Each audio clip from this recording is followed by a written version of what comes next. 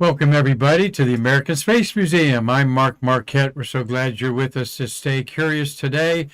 We have May 5th, 2023, and that is 62 years after the first flight of the first American in space, the great Alan Shepard. We're going to be talking about that today. We're going to be talking about the Astronaut Hall of Fame celebration that's going on around town. And you could be fueling up your car and see an astronaut over there at the next pump to you. There's so many running around today. And four birthdays we're going to talk about. One today and three on Saturday, May 6th. So plus, what an active weekend, the first weekend of May. So much going on all over our great country. And all of it's going to be bathed in moonlight. And yes, the full moon, the full flower moon will be rising here Friday and just putting everybody in moonlight all uh, weekend long, celebrating in the moonshine. Like I always say, that's the kind of moonshine that you can't get too much of. So, I have Marty Winkle on our Streamlabs production program here with Selvin Trotter, learning the ropes behind there. We're going to keep our fingers crossed and hope that everything goes well. Had some problems today. If we have to bail out, bear with us. So, we are grateful to GoHistoryTravel.org, who is supporting the American Space Museum and Stay Curious financially. And we appreciate Ram, Mal, and their son Bharat for all that they do financially to help us. We're going to buy some new equipment so we can do some remote things. You want to check them out. It is a unique and very interesting travel blog there. So, and there we're going to thank Marie Fullerton there with Mark Usiak and Marie Fullerton and myself yesterday. You want to check out what a wonderful conversation we had with her. Her husband, of course, Gordon Fullerton, an icon of the shuttle era. He was first on the ALT program, approach and landing tests with Fredo Hayes, and doing the landing of the shuttle like a glider out there at the Edwards Air Force Base. And then, of course, 51F was his mission. And she told us about the induction at the Hall of Fame of her husband's pilot, Roy Bridges. So, Marty, should I go forward or maybe you try to go forward there? No, but her husband's not Roy Bridges. Not her, right. Her husband's pilot, Roy Bridges. And there's Chris Callie's piece of artwork there, celebrating the shuttle era. Chris is on the Space Coast, involved with the Astronaut Scholarship Foundation, and they're which was started by the Mercury astronauts. And love it that they have this event around the anniversary of America's first man in space, Alan Shepard. Here's the beautiful poster that we have of the astronauts, Roy Bridges Jr. there. He was going to fly another flight that got canceled after the shuttle. And he, of course, was the center director at Kennedy Space Center for about 6 years. And, of course, Mark Kelly, identical twin brother to Scott Kelly. Mark is a senator from the great state of Arizona, 4 missions, over 50 days in space. So that's what brings all these astronauts together here. And what a group there. All right, this is the Astronaut Scholarship Foundation on Thursday night of their weekend event has a cocktail challenge where certain astronauts mix up their special cocktails, and there's a big vote of who wins it. All right, and there's 17 astronauts there, Marty, and I named them all but 2. I couldn't really figure out the guy on the left side. The first guy on the left, for all you, I'm going to go left to right. That is Joe Kerwin, all right, one of the 3 Skylab astronauts that's alive. He's here for the 50th anniversary of Jack Lausma, and, of course, Ed Gibson is alive from the 3rd group. Left to right, you got Joe Kerwin, Kurt Brown, and beside Kurt Brown in the back is Rick Mastrocchio.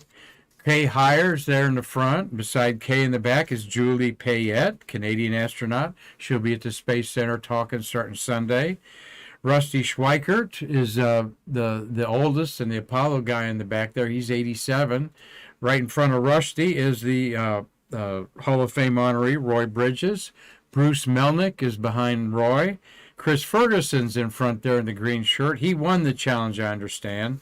Scooter Altman in the back. In front of him is Tony Antonelli. You got Greg Box Johnson there in the plaid shirt, and peeking around his shoulder there's Ron Garan. JD, John David Bartow's been on our shows. There next is Kathy Sullivan, Lauren Shriver, and Charlie Bolden. How about that? What a mix of great astronauts there. They all had a big time at Zarella's Pizzeria there at Cape Canaveral. John Zarella, the CNN pioneering reporter there on that 24-hour news station. He and his son operate this beautiful restaurant there. And it brought all kinds of people in, including Kay. She crashed our, not mine, or by any means, she crashed the old timers luncheon. There was Lisa Malone, not looking like an old timer. Lisa worked with Hugh Harris in the public affairs office, and Lisa was the first woman to be the voice of NASA on there. And Kay Heyer, 2 space missions. We just talked about her NeuroLab mission last month. One of the April shuttles in there. All right. Hey, things are going here pretty good, Marty. Of course, this is the man. It is so beautiful when you go into the Hall of Fame, the Boeing Hall of Fame building there at the Space Center, Kennedy Visitors Complex run by Delaware North. This beautiful statue of Alan Shepard there. Alan Shepard's suborbital flight. I mean, just him standing there says astronaut. It is really a cool view to see. And there is the liftoff at 9:31 a.m., 62 years ago. Wow. A Redstone rocket built for nuclear warheads launched a man to the edge of space and back on a 15-minute suborbital flight, splashed down 300 miles west of Cape Canaveral, Complex Number 5. 10 years later, Shepard would be the commander of Apollo 14 and walking on the moon with Ed Mitchell. There he is inside the spacecraft. There, Carlton Bailey. You're going to see a picture of Carlton here in a minute. And Marty, when you see that picture, you'll realize when someone's looking for Carlton at an event, they just say, "You'll know who he is." Okay.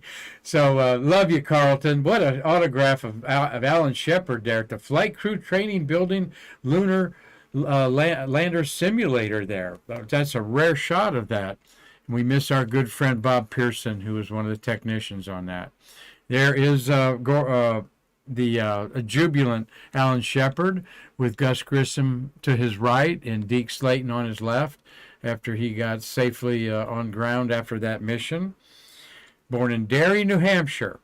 And Carlton's got Edgar Mitchell and Alan Shepard not only autographing a training photo, Marty, but there's an armadillo in that training photo. What a cool photo on there with 2 moonwalkers of Apollo 14 there. Of course, they're all deceased now and gone.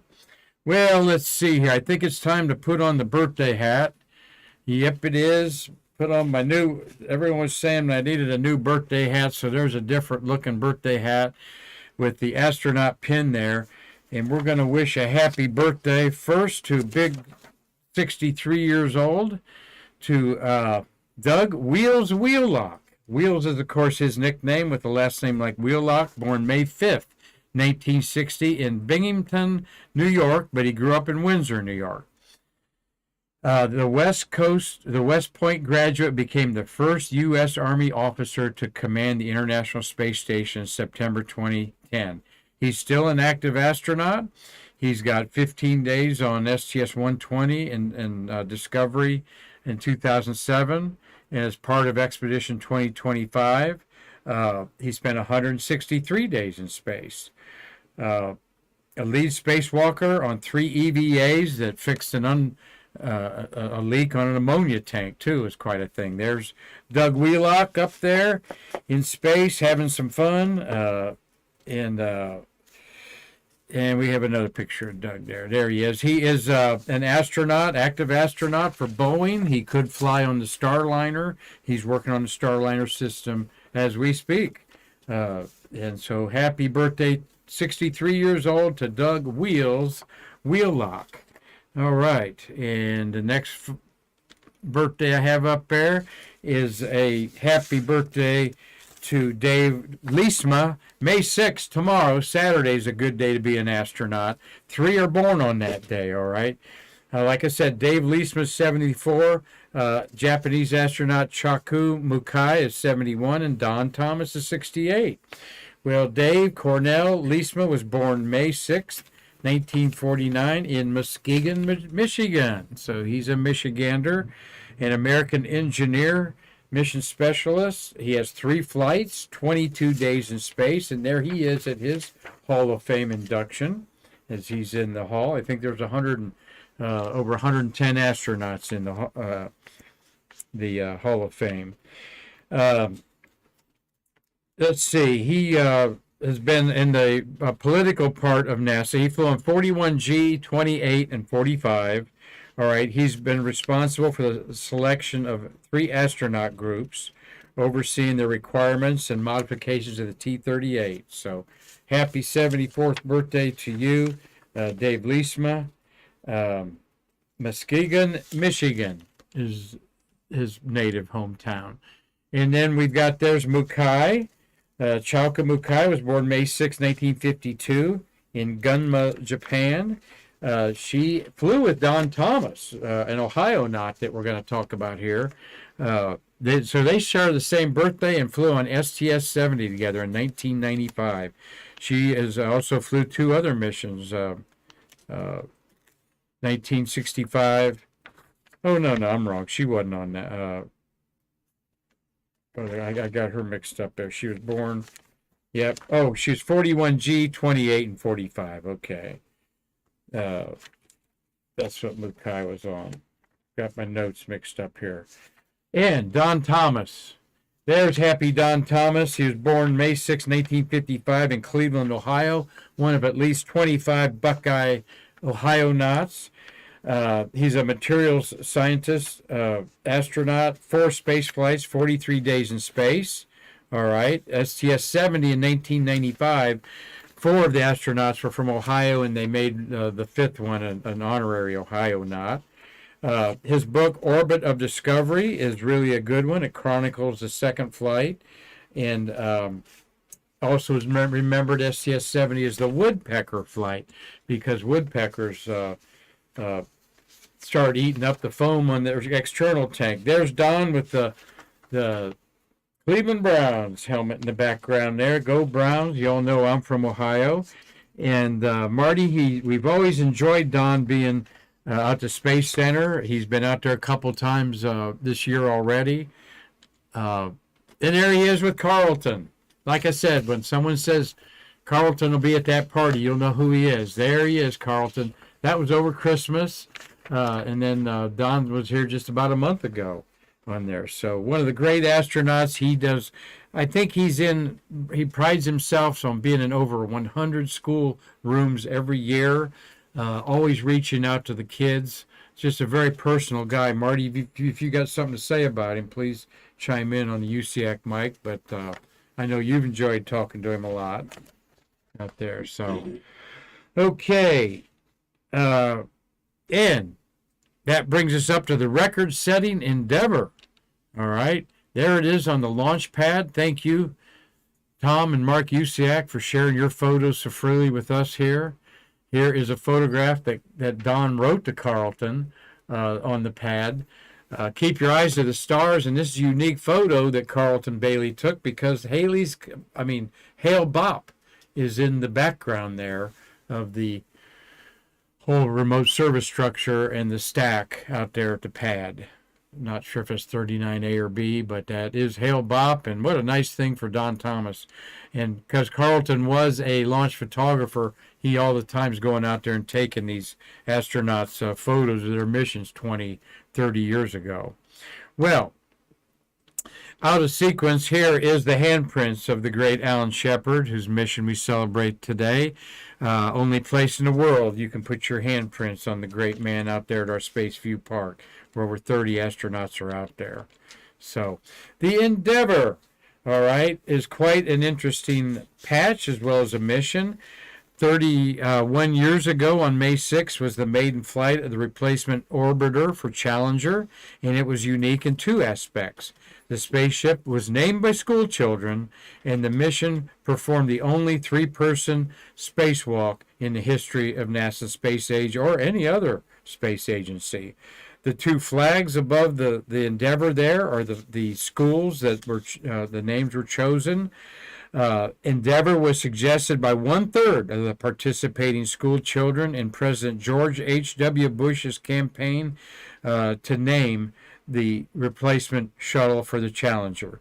The winners were Senatobia Middle School in Mississippi and Tahula Falls School in Tahula Falls, Georgia. And the school flags are on the masthead of the ship. The British HMS Endeavour, you always want to spell it O-U-R, the British way, which took Captain James Cook on his first voyage in 1768.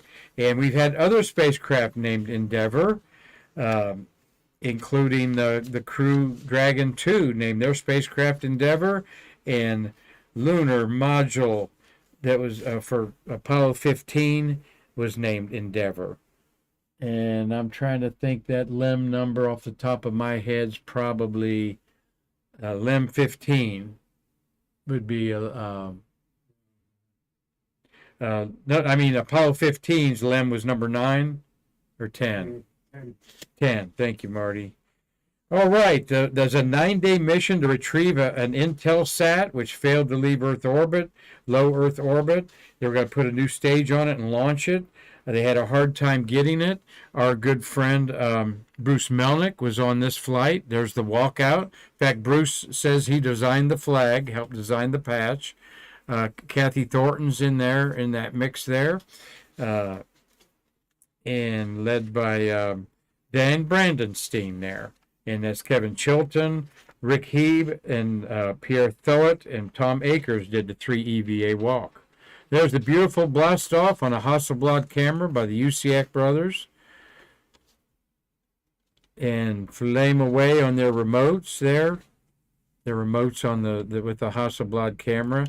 And a nice grab by one of them in the press site, getting the Endeavour flag in the foreground as it leaves Earth with those astronauts. This was the first flight, of course, of Endeavour. First EVA involving 3 astronauts. There it is. The second and fourth longest EVAs to date.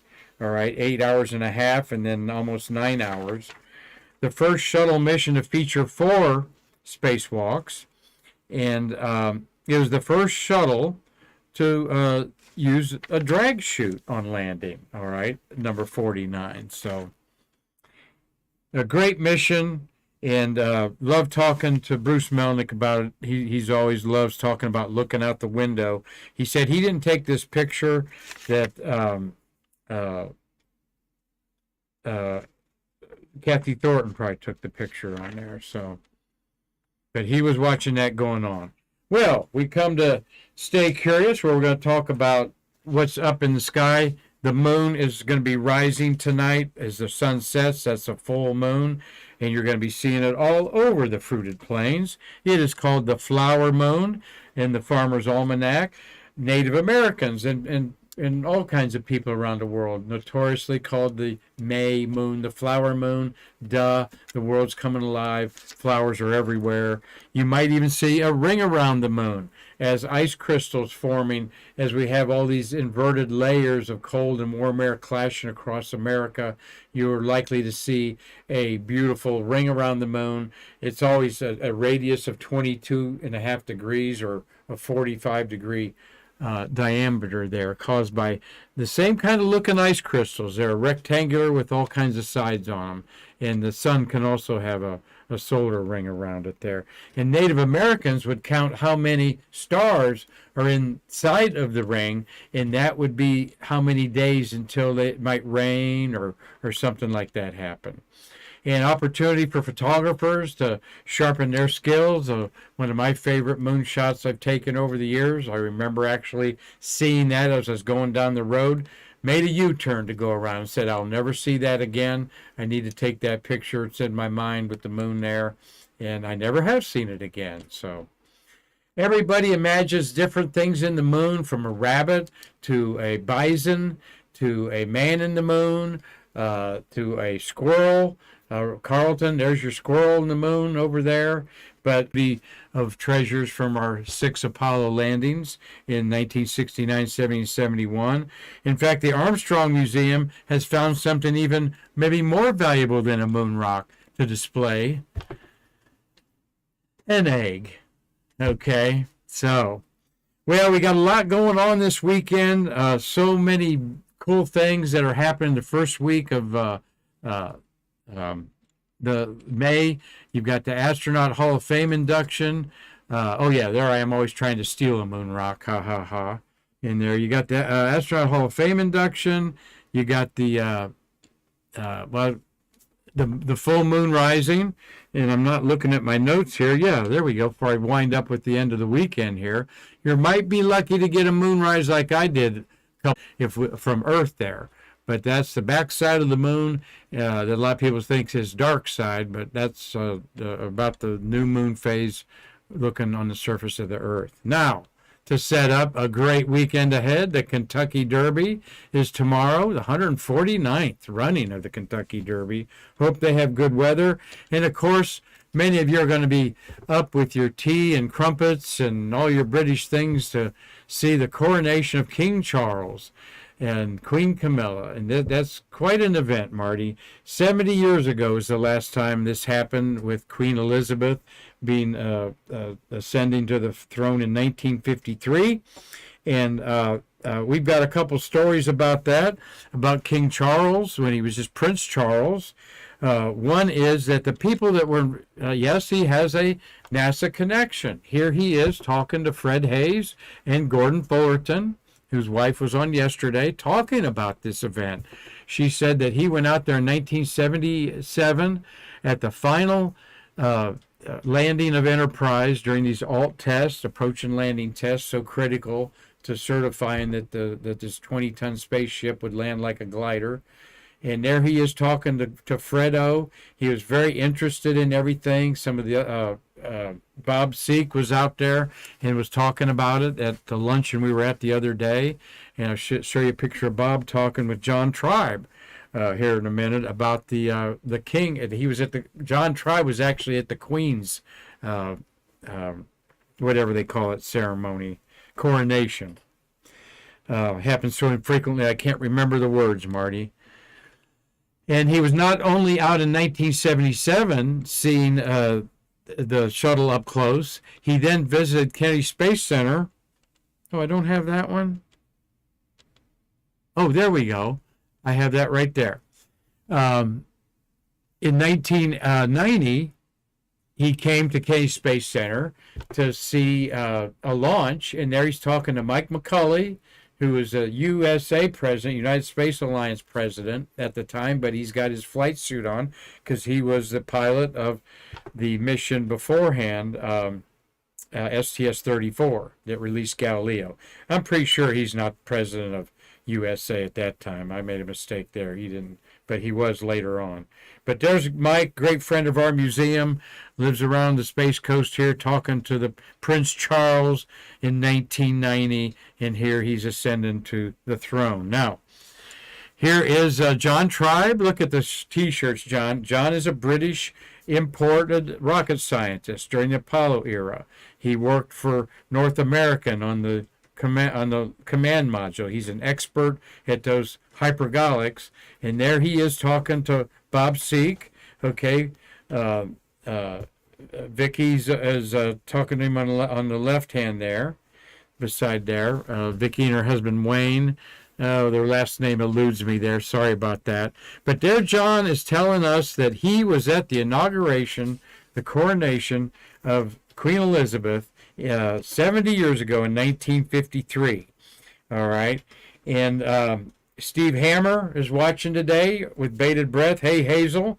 I know Hazel's got she's a dual citizen, Marty. So Hazel will be watching the coronation.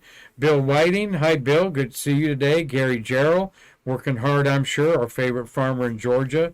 Cynthia Rossi. Probably see you tomorrow morning, young lady, at the Hall of Fame. And Tom Usiak's watching. And yes, and Marty's reminding me that McCully was the chief operating officer of United Space Alliance that ran the shuttle operation for its last 10 years. So there's John telling a big whopper, right? We're going like, oh, yeah, right, John, you were there.